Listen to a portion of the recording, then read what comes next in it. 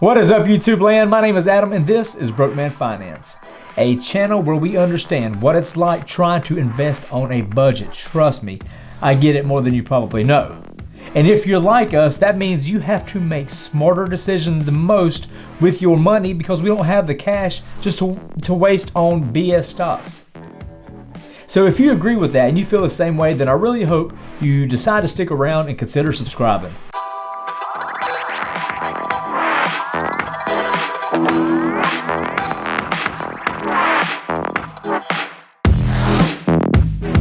A few months ago, I did a video on one of the most interesting stock plays out there, at least to me it is, and that's on Ideanomics, ticker symbol IDEX. Since then, they have been pushing up pretty well. They had a slight dip, but now it seems like they have no reason to slow down. In November, they were in the low $1 and some change level, and at the time of this filming, they are up over 300% to, right now they're at $3.68. 67 cents is kind of going back and forth now that I'm looking at it. There are a lot of Ideanomic haters out there. Trust me, I've talked to a lot of them after that first video, and I heard they made all kinds of points when it came to financials and who was running the company and the fact that they've changed, they've kind of reorganized themselves a couple times. I get it, I do, but I keep finding myself going back to a certain question in my head. Is Ideanomics more risky than an EV or fintech startup right now?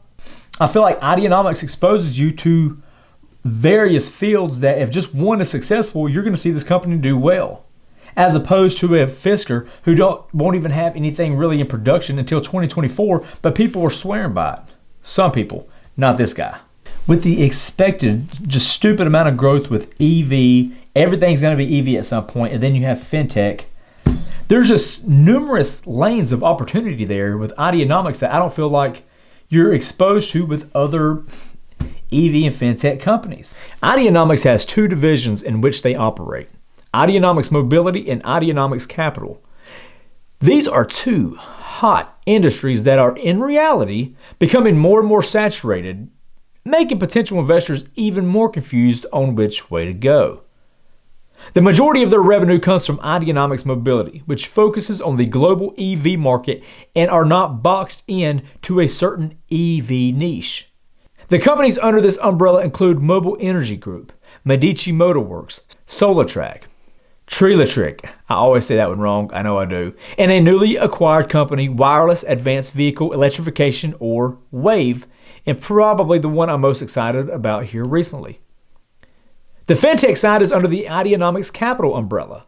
These companies include dbot, intelligenta, liquefy, and technology metal market, and another latest acquisition being Timios Holdings Company. What I like about Ideanomics' EV strategy is they're trying to make money at every stage of the game. Whether it's financing EVs, they can do that. Whether it's getting you the EVs because you need 50 commercial vehicles for a certain reason, they can help you out with that. They can make it a one-stop shop. And they can give you the resources necessary to charge your EVs. And it's not like they are just so specific to one style of vehicle. Any vehicle that has a commercial application, they're good. Tractors, buses, heavy-duty trucks, whatever, Ideanomics has got you. And they seem to be delivering more and more vehicles, and the last time I checked, that means more and more revenue. Just a month ago, Ideanomics helped Diddy buy 2,000, not P. Diddy, buy 2,000 EVs for the ride-hailing service from one of my own, BYD, one of my favorite EV companies out there, with delivery starting in the first half of 2021. I like the fact that Ideanomics is establishing a relationship with a major EV company like BYD, who I believe is highly undervalued and just completely overlooked, but I'll save that for a BYD video.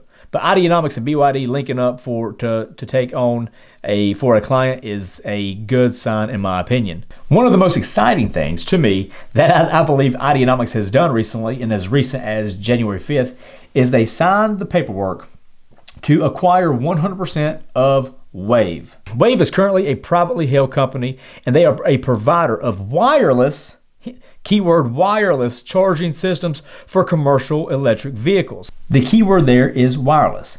If you're watching this, then you're probably well aware of the plug-in charging style that is becoming very competitive in a saturated EV market. You got ChargePoint, Blink, Tesla's got their thing.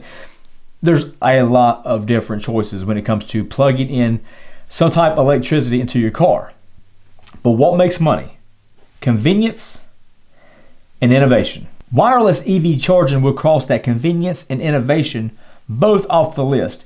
And if they can do what they say they can do, then there is a lot of money potential sitting there with Wave. This is what Ideanomics CEO Alfred Poor had to say.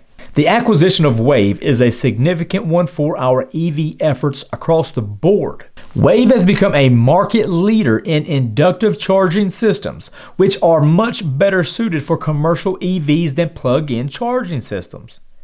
It makes sense. Wave systems use charging pads embedded in the roadway for en-route charging when a vehicle is stopped for passenger pickup or delivery, and enables operators to achieve driving ranges that match most fossil fuel vehicles. When I hear that, I think the first thing that pops in my head is just like local buses in a jurisdiction.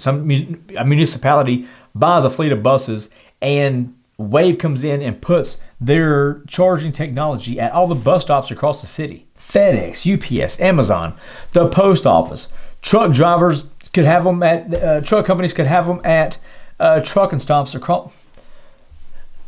The potential is limitless here. I mean, you're talking about a company that's still in its infancy, and once the technology evolves even more and it starts to mature even more, I mean, the potential is enormous when it comes in terms of revenue. Anytime you can innovate something and make it more convenient, you make it more appealing.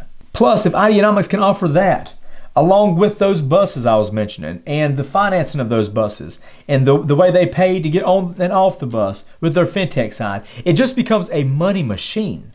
And maybe I'm crazy, and maybe I'm not looking at this like I should be, or in a way that everybody else is, but I feel like that's the vision that they have, is they want to become a one-stop shop for any kind of commercial application and handle everything from the ground up. And I think when you do that, it's a money machine, like I mentioned. But wait, there's more. On January 11th, Ideanomics completed the acquisition of Timios, which will be part of the Ideanomics Capital division. Timios, and I hope I'm saying that right, probably not though, is a title and settlement solutions provider in the U.S. real estate market. They offer solutions for real estate transactions, including residential and commercial title insurance, along with closing services. Timios is currently in 44 states, and in the first 9 months of 2020, had over $54 million in revenue. $54 million in revenue, and people were still hating on Ideanomics. And you got some of these EV companies out there that get a little hype behind it, and they have not a single penny coming in. That's going to give me some nasty comments below, I promise, but it's cool. I can dig it. Ideanomics is not as profitable as I would like them to be, although I believe they are heading in that direction. But they do seem to be handling their debt pretty well. When you're acquiring companies, often you will see the acquiring company taking on an enormous amount of debt. Look at AbbVie, another one of my favorites, but they took on a lot of debt to get some of these companies that they have. However, Ideanomics appears to have enough cash on hand to pay off, well, all the debt if they needed to, as you can see right here. I don't know about you, but I'm excited to see where Ideanomics goes over the next few years. Now, I'm not saying that I'm going to go put my entire life savings on it. No, I don't like it that much, but if I'm looking for an EV spec play or something that has some risk to it, and because my portfolio is balanced pretty well, but I want to expose myself to a little bit of risk, I think Ideanomics is a good play at a reasonable price. And I think as the EV market evolves and the fintech market evolves, Ideanomics is only going to be in higher and higher demand, and that share price is only going to continue to push up. But let me know what you think in the comment section below. I would love to hear your thoughts. As always, I hope your stocks stay green. I hope you stay safe, and I hope everyone out there takes care.